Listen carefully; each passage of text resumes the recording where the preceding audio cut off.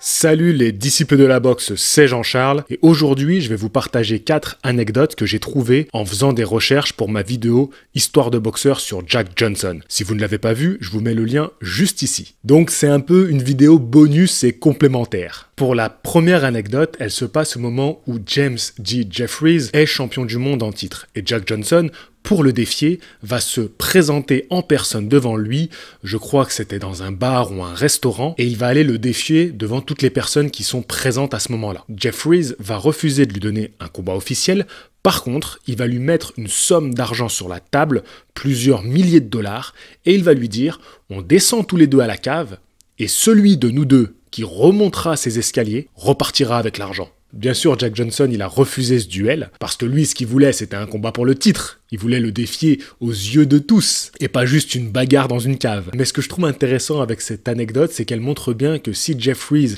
ça tenait qu'à lui, il l'aurait fait ce combat de boxe. C'est bien qu'il y avait autre chose qui l'en empêchait. On passe à la deuxième anecdote. Jack Johnson était un admirateur de Napoléon Bonaparte. En fait, il s'identifiait beaucoup à lui, de par son parcours, de par son ascension, le fait peut-être qu'il se soit fait tout seul.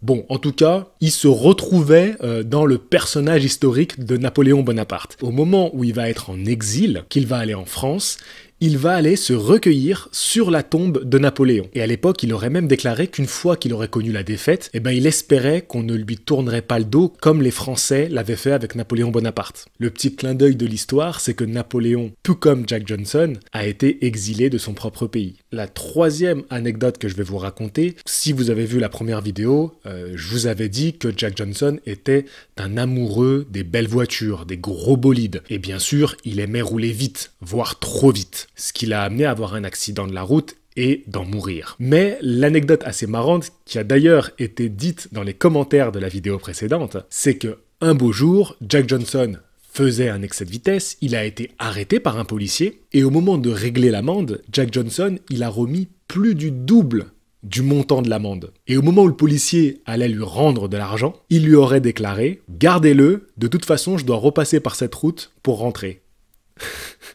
Et pour la dernière anecdote, on est en 1936 et va avoir lieu le combat entre Joe Louis et Max Schmeling. Et à ce moment-là, Jack Johnson aurait tenté d'approcher Joe Louis, il se serait présenté devant lui et son équipe pour proposer ses services en tant qu'entraîneur, en tant que coach. Et l'équipe de Joe Louis et Joe Louis, ils vont doucement le remballer, quoi. Ils vont lui présenter la porte. Et Jack Johnson, vexé, après cette rencontre, va se présenter aux journalistes et va dire que Joe Louis allait perdre et leur expliquer comment il allait perdre. On raconte que, il a eu raison, c'est sûr, il a perdu Joe Louis, mais aussi qu'il avait bien décrit le combat qui allait avoir lieu. Voilà, c'est une anecdote assez marrante, je ne sais pas si elle est complètement vraie, mais voilà, en tout cas, est-ce que Joe Louis aurait connu un meilleur sort s'il avait accepté Jack Johnson? On ne le saura jamais, mais ne vous inquiétez pas, Joe Louis a pris sa revanche quelques années plus tard, et ce par KO. Et voilà, je finis cette vidéo sur ce. N'hésitez pas à me suivre sur Instagram, sur Twitter, sur Facebook, on est partout, même sur TikTok. Vous trouverez tous les liens pour me soutenir dans la description de cette vidéo. Je vous dis à la prochaine. Fighting! Je vais te dire un truc que tu sais déjà. Le soleil, les arcs-en-ciel, c'est pas le monde.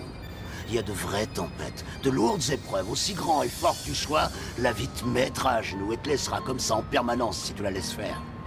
Toi, moi, n'importe qui. Personne ne frappe aussi fort que la vie. C'est pas d'être un bon cogneur qui compte. L'important, c'est de se faire cogner et d'aller quand même de l'avant. C'est de pouvoir encaisser sans jamais flancher. C'est comme ça qu'on gagne.